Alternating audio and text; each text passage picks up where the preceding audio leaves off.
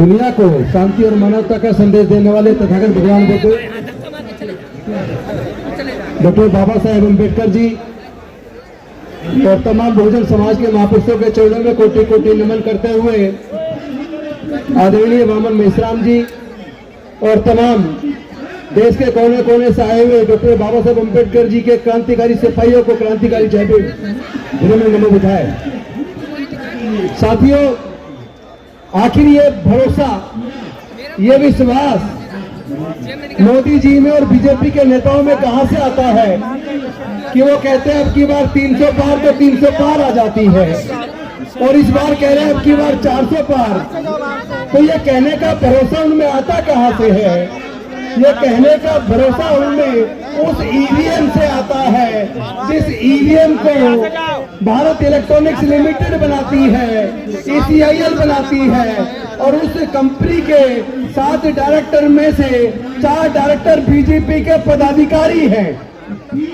जो बीजेपी के 4 पदाधिकारी उस कंपनी के 7 में से 4 डायरेक्टर हैं।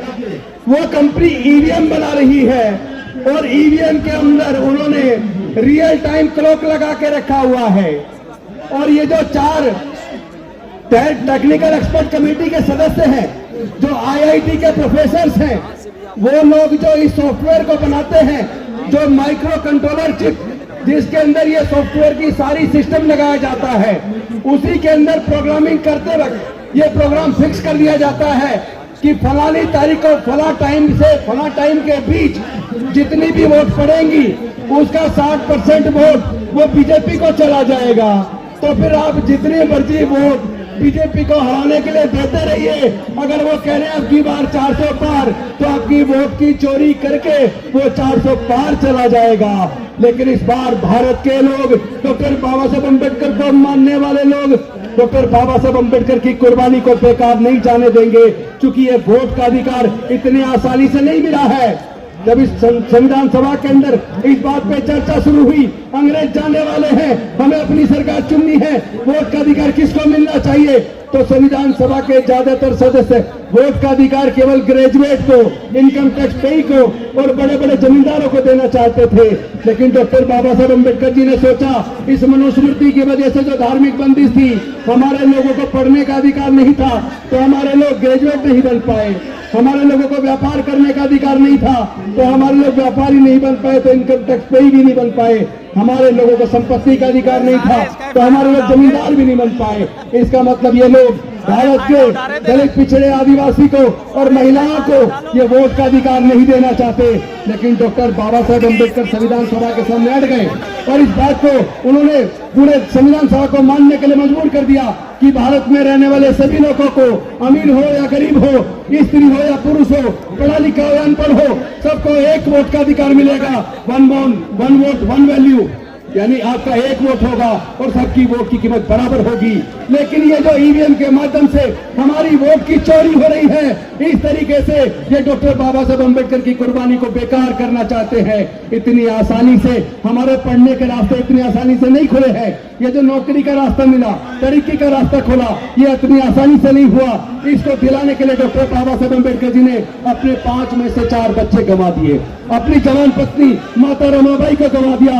तो हमारा सब कुछ इन्होंने जो लूटा है, ये अब चूंकि बाबा साहब ने जो रास्ता खोला था, इन्होंने शिक्षा को महंगा करके वो रास्ता बंद कर दिया और सब कुछ प्राइवेटाइज करके नौकरी का रास्ता बंद कर दिया, ठेकेदारी पर फैला दी, और अब ईवीएम के माध्यम से हमारी वोट की ये चोरी करते हैं। मैं वामन मेश्राम जी का धन्यवाद करता हूँ। उन्होंने सबसे पहले ईवीएम के खिलाफ बैलेट पेपर वापस लाने का जो आंदोलन शुरू किया था, वो आंदोलन अब सफलता की तरफ बढ़ चला है। हम ना झुकेंगे, ना डरेंगे, ना बिकेंगे, ना डॉक्टर बाबा साहेब अम्बेडकर की कुर्बानी को बेकार जाने देंगे। हर प्रकार की कुर्बानी देकर हम बैलेट पेपर वापस ला के रहेंगे। बहुत बहुत धन्यवाद। नमो बुद्धाय। जय भीम, जय भारत।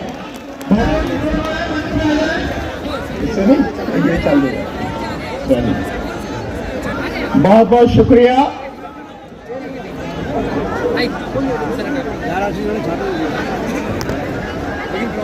शोषितों, पीड़ितों के मुक्तिदाता, नारी जाति के मुक्तिदाता बोधिसत्व बाबा साहब डॉक्टर भीमराव अंबेडकर जी और इस देश में जन्मे सभी संतों, महापुरुषों और शहीदों के चरणों में नमन करते हुए आज यहाँ इस विशाल जनसमूह के बीच उपस्थित आदरणीय वामन मेश्राम साहब, भाई महमूद पराचा जी, राजन पाल गौतम जी, डीसी कपिल जी और मेरे तमाम अन्य साथी और यहाँ बैठे हुए मेरे सभी भाइयों और बहनों, आपको बहुत बहुत जय भीम, आदाब, सत श्री अकाल, नमस्कार। मैं समझता हूं मोदी की आंख खुल गई होगी, इलेक्शन कमीशन की नींद टूट गई होगी कि उनका अंत अब निकट है, इसके बाद कुछ रहना नहीं है। मैं पहले ही कह चुका हूं कि तुम्हारी औकात नहीं है कि 2024 में तुम ईवीएम से चुनाव करा लो। ईवीएम से नहीं, 2024 में केवल और केवल बैलेट पेपर से चुनाव होगा। ये तो अभी अंगड़ाई है, ये तो अभी शुरुआत है जन आंदोलन की। इसके बाद जो जन आंदोलन होना है उसकी कल्पना में भी नहीं है उनके, उस कल्पना से बाहर है जो जन आंदोलन अब होने वाला है साथियों। और देख रहे हैं आप, एक एक चेहरा, एक एक व्यक्ति, एक एक संस्थान, उसके कपड़े उतरते चले जा रहे हैं और नंगा होता चला जा रहा है। और नंगा होता चला जा रहा है कि कैसे election commission of India election commission of Modi बन चुका है, इलेक्शन कमीशन ऑफ मोदी। और किस तरह से Bharat electronics limited BJP electronics limited बन चुका है।